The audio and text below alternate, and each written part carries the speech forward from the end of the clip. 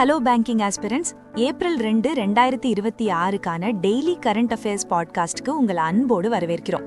நான் நிலா. வணக்கம் மக்களே, நான் சிபி. நாங்க 2 பேரும் ஸ்கோர் கிளவர்ல இருந்த உங்களுக்கான கரண்ட் அஃபேர்ஸ் எக்ஸ்பர்ட்ஸ். இன்னைக்கு நாம டிஸ்கஸ் பண்ண போற நியூஸ் எல்லாமே ஸ்கோர் கிளவரோட daily banking premium current affairs பிடிஎஃப்ல இருந்து தான் எடுத்திருக்கோம். ஆமா, இந்த பிடிஎஃபோட ஸ்பெஷல் என்ன தெரியுமா? கான்டென்ட் ரொம்ப கன்சைஸ் ஆகவும் பாயிண்ட் டு பாயிண்ட் ஆகவும் இருக்கும். ஆனா ரீசன்ட் வங்கி தேர்வுகள்ல சுமார் 80% கேள்விகள் இதிலிருந்து தான் வந்திருக்கு. Exactly. Other top sources miss பண்ண பல கேள்விகளை ஸ்கோர் கிளவர் கவர் பண்ணிருக்காங்க. எக்ஸாம்பிளுக்கு, ரீசெண்டா நடந்த SBI PO 2025 எக்ஸாம்ல டாப் சோர்ஸாக கருதப்படுற அஃபேர்ஸ் கிளவுட விட 4 क्वेश्चंस அதிகமா ஸ்கோர் கிளவர் கவர் பண்ணிருக்காங்க. நம்ம full time experts daily news பேப்பர்ஸை அலசி ஆராய்ஞ்சு மற்ற சோர்சஸை விட 5 டைம்ஸ் கம்மியான பேஜஸ்ல ஆனா அவங்கள விட பெஸ்ட் ரிசல்ட் கொடுக்கற மாதிரி இந்த பிடிஎஃப் கிரியேட் பண்றாங்க. இந்த பிடிஎஃப் நீங்க ஸ்கோர் கிளவர் டெலிகிராம் சேனல்ல ஃப்ரீயாக டவுன்லோட் பண்ணிக்கலாம். லிங்க் டிஸ்கிரிப்ஷன்ல இருக்கு. சரி, இன்னைக்கான நியூஸ்க்குள்ள போலாமா? முதல் நியூஸ் நேஷனல் கேட்டகரியில இருந்து. Adani ports and special economic zone limited, அதாவது APSZ, இந்தியாவோட முதல் போர்ட் ஆஃப் ரெஃப்யூஜை ஆபரேஷனலைஸ் பண்ணிருக்காங்க. போர்ட் ஆஃப் ரெஃப்யூஜ் அப்படின்னா என்னன்னு நிறைய பேருக்கு டவுட் வரலாம். கடல்ல போற கப்பல்களுக்கு ஏதாவது ஆபத்து, அதாவது புயலோ இல்ல என்ஜின் கோளாறோ ஏற்பட்டா அவங்க அவசரமா தஞ்சமடைகிற பாதுகாப்பான இடம்தான் இந்த போர்ட் ஆஃப் ரெஃப்யூஜ். சூப்பராக சொன்னீங்க. இன்டர்நேஷனல் மேரிடைம் ஆர்கனைசேஷன், சுருக்கமா IMO, என்ன சொல்றாங்கன்னா, கப்பல்களோட கண்டிஷனை ஸ்டெபிலைஸ் பண்ணவும், உயிர்களை காப்பாற்றவும், சுற்றுச்சூழல் பாதிப்பை குறைக்கவும் தான் இந்த இடம் பயன்படுது. இந்த இனிஷியேட்டிவ்காக நம்ம இந்தியாவோட 11,000 கிலோமீட்டர் கோஸ்ட் லைன்ல 2 இடங்களை செலக்ட் பண்ணிருக்காங்க. வெஸ்ட் கோஸ்ட்ல இருக்கிற டிகி போர்ட் மற்றும் ஈஸ்ட் கோஸ்ட்ல இருக்கிற கோபால்பூர் போர்ட். அடுத்து நாம எக்கானமி நியூஸ்க்குள்ள போலாம். Organisation for economic cooperation and development, அதாவது OECD, அவங்களோட இன்டரிம் எக்கனாமிக் அவுட்லுக் ரிப்போர்ட்டை ரிலீஸ் பண்ணிருக்காங்க. அந்த ரிப்போர்ட்டோட டைட்டில் டெஸ்டிங் ரெசிலியன்ஸ். இந்த ரிப்போர்ட்ல நம்ம இந்தியாவோட GDP growth forecast கொஞ்சம் கம்மி பண்ணியிருக்காங்க. FY 27க்கான growth 6.2%ல இருந்து 6.1%ஆக குறைச்சிருக்காங்க. GDPனா ஒன்னும் இல்ல, நம்ம நாட்டுல உற்பத்தியாகிற மொத்த பொருட்கள் மற்றும் சேவைகளோட மதிப்பு தான். அதே மாதிரி FY 26க்கு இந்தியாவோட GDP growth 7.6%ஆக இருக்கும்னு, FY 28ல இது 6.4%ஆக ஸ்டெபிலைஸ் ஆகும்னு சொல்லியிருக்காங்க. GDP மட்டுமில்லாம இன்ஃப்ளேஷன், அதாவது பணவீக்கம் பத்தியும் சொல்லியிருக்காங்க. ரீட்டைல் இன்ஃப்ளேஷன் FY 26ல 2%ஆக இருந்து FY 27ல 5.1%ஆக அதிகரிக்கும்னு சொல்லியிருக்காங்க. விலைவாசி கொஞ்சம் ஏறப்போகுது போல. ஆமா, இந்த OECD பத்தி கொஞ்சம் ஸ்டாட்டிக் ஃபேக்ட்ஸ் பாத்துடலாம். இதோட செக்ரட்டரி ஜெனரலாக மத்தியாஸ் கார்மன் இருக்காரு. ஹெட் குவார்ட்டர்ஸ் பிரான்ஸ்ல இருக்கிற பாரிஸ்ல இருக்கு. இது 1961ல எஸ்டாப்ளிஷ் பண்ணப்பட்டது. அடுத்ததா ஒரு முக்கியமான அக்ரிமெண்ட். டிபார்ட்மெண்ட் ஆஃப் போஸ்ட்ஸ், அதாவது DOP, tribal cooperative marketing development federation of India, சுருக்கமா ட்ரைஃபெட், கூட ஒரு MOU சைன் பண்ணியிருக்காங்க. பழங்குடியின மக்கள், அதாவது இண்டிஜினஸ் பீப்புள் உருவாக்குற பொருட்களை காமர்ஸ் மூலமா நாடு முழுக்க கொண்டு போய் சேர்க்க ஒரு காஸ்ட் எஃபெக்டிவ் லாஜிஸ்டிக்ஸ் பேக்போனை உருவாக்குறது தான் இதோட நோக்கம். நம்ம தபால் துறை மூலியமா ஊருக்கு பார்சல் போகும். இந்த MOU ஆரம்பத்துல 2 வருஷத்துக்கு வேலிடாக இருக்கும். அப்பப்போ ரிவ்யூ பண்ணி தேவைப்பட்டா எக்ஸ்டெண்ட் பண்ணிப்பாங்க. அடுத்து international news. Strait of Hormuz பகுதியில நடக்கிற டிஸ்ரப்ஷன்ஸை சரி செய்ய UN ஒரு டெடிகேட்டட் டாஸ்க் ஃபோர்ஸை உருவாக்கியிருக்காங்க. ஸ்ட்ரெய்ட் ஆஃப் ஹார்மூஸ்ங்கிறது வெஸ்ட் ஏஷியால இருக்கிற மிக முக்கியமான ஒரு கடல் வழி வர்த்தக பாதை. அங்க நடக்கிற கான்ஃப்ளிக்ட்னால நிறைய பிரச்சனைகள் வருது.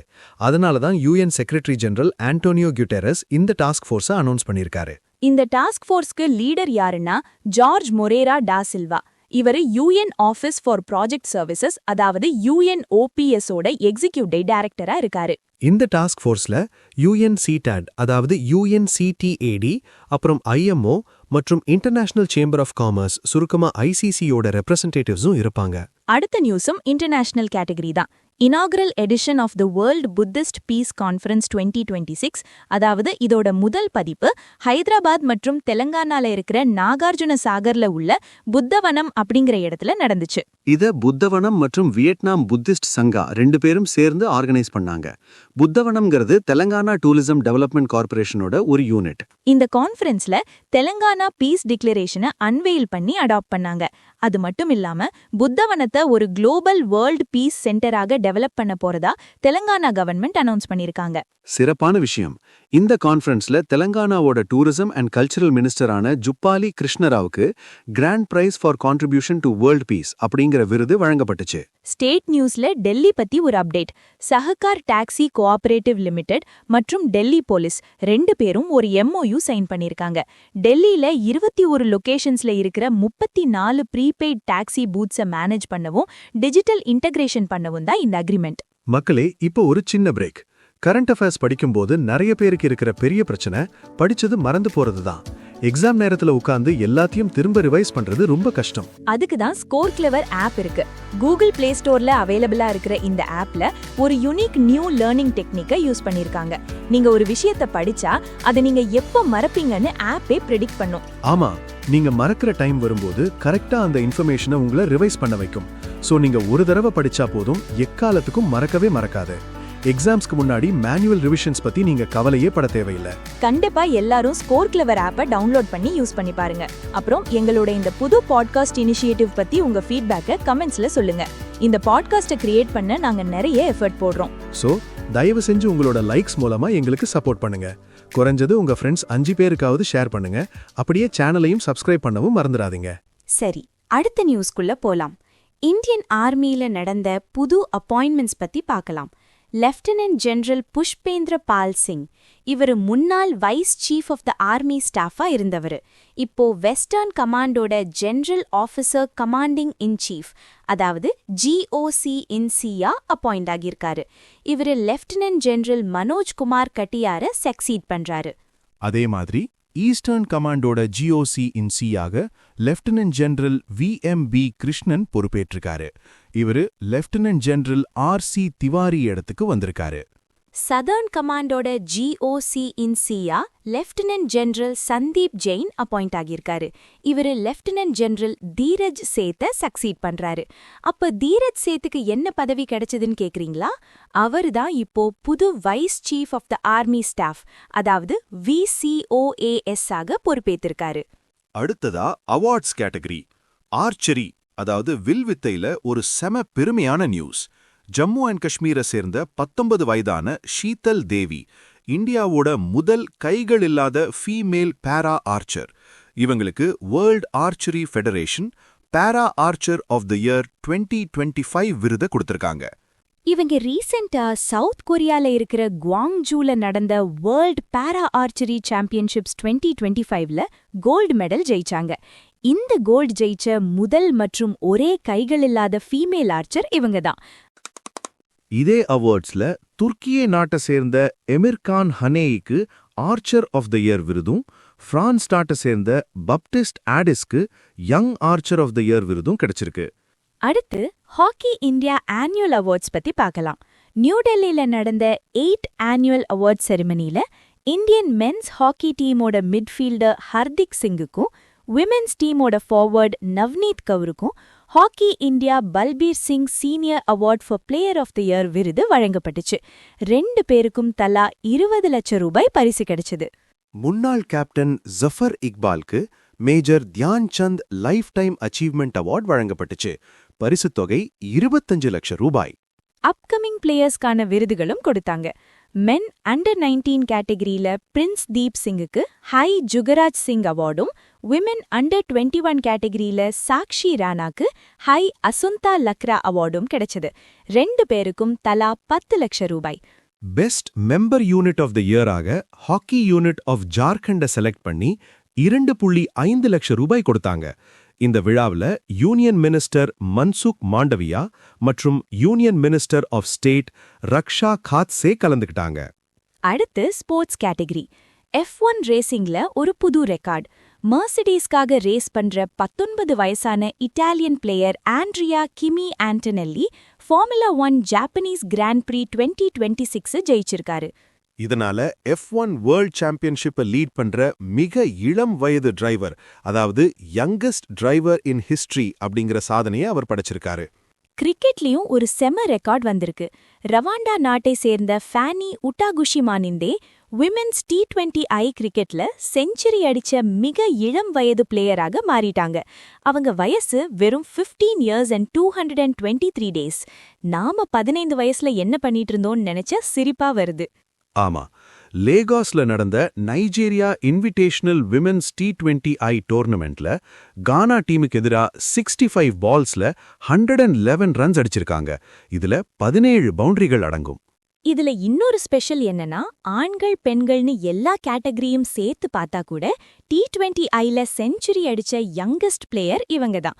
இதுக்கு முன்னாடி உகாண்டா நாட்டை சேர்ந்த ப்ராஸ்கோவியா அலாக்கோ பேர்ல இருந்த ரெக்கார்டை இவங்க பிரேக் பண்ணிட்டாங்க.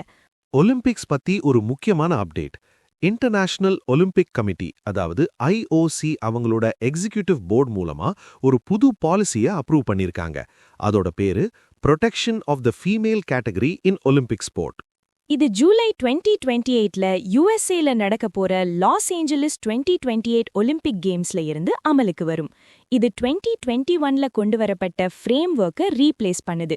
ஆனா ரெட்ரோ ஆக்டிவா, அதாவது முன்கூட்டியே நடந்த போட்டிகளுக்கு இது பொருந்தாது. இந்த புது பாலிசில என்ன சொல்றாங்கன்னா, ஃபீமேல் கேட்டகரியில பார்ட்டிசிபேட் பண்ணணும்னா SRY ஜீன் ஸ்கிரீனிங்ல நெகட்டிவ் வரணும். SRY ஜீன்னா sex determining region Y gene. இது ஆண்களுக்கு இருக்கக்கூடிய ஜீன். இது இருந்தா ஸ்ட்ரென்த், பவர் மற்றும் எண்டியரன்ஸ்ல பயாலஜிக்கல் அட்வான்டேஜ் கிடைக்கும்னு சொல்லி இதை கொண்டு வந்திருக்காங்க. IOCயோட பிரசிடென்ட்டா கர்ஸ்டி கார்வின்ச்ச இருக்காங்க. இதோட ஹெட் குவார்ட்டர்ஸ் ஸ்விட்சர்லாண்ட்ல உள்ள லாசன்ல இருக்கு. இது 1894ல எஸ்டாப்ளிஷ் பண்ணப்பட்டது. அடுத்ததா ICC players of the month for February 2026. Men's கேட்டகரியில பாகிஸ்தானோட சாஹிப்ஜாதா ஃபர்ஹான்க்கும், விமென்ஸ் கேட்டகரியில நம்ம இந்தியாவோட அருந்ததி ரெட்டிக்கும் இந்த விருது கிடைச்சிருக்கு. அடுத்து ஒரு புக் ரிலீஸ். நம்ம வைஸ் பிரசிடென்ட் CP ராதாகிருஷ்ணன் ஒரு புது புத்தகத்தை ரிலீஸ் பண்ணியிருக்காரு. புக் பேரு tides of time, Bharat's history through murals in parliament. இதை நியூ டெல்லியில இருக்கிற சம்விதான் சதன்ல ரிலீஸ் பண்ணாங்க. இந்த புத்தகம் லோக்சபா செக்ரட்டேரியட்டோட பப்ளிகேஷன். இதை எழுதினது நம்ம Rajya Sabha member of parliament Sudha Murthy அவங்கதான். கடைசியா டேஸ் கேட்டகரி. மார்ச் 23ஆம் தேதிய நாம மார்டர்ஸ் டேயா அப்சர்வ் பண்றோம், அதாவது தியாகிகள் தினம். சுதந்திர போராட்ட வீரர்களான பகத்சிங், சிவராம் ராஜ்குரு மற்றும் சுக்தேவ் தாப்பர் ஆகியோரின் தியாகத்தை நினைவுகூரும் விதமா இந்த நாள் அனுசரிக்கப்படுது. இந்த நாளை சர்வோதயா டேன்னும் ஷாஹித் திவஸ்னும் கூட சொல்வாங்க.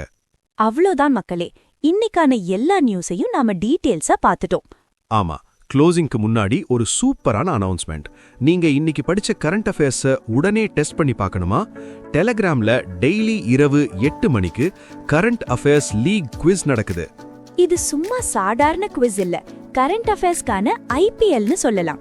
ஒவ்வொரு மாசமும் ஒரு புது லீக் ஆரம்பிக்கும். மாச கடைசி வரைக்கும் உங்க ஸ்கோர்ஸை கவுண்ட் பண்ணுவாங்க. வின்னர்ஸ்க்கு எக்ஸைட்டிங் ரிவார்ட்ஸ் காத்திருக்கு. சோ மிஸ் பண்ணாம கரண்ட் அஃபேர்ஸ் லீக் டெலிகிராம் சேனல்ல ஜாயின் பண்ணிக்கோங்க. ஜாயினிங் லிங்க் டிஸ்கிரிப்ஷன்ல இருக்கு. தொடர்ந்து படிங்க, ஜெயிக்கிற வரைக்கும் போராடுங்க.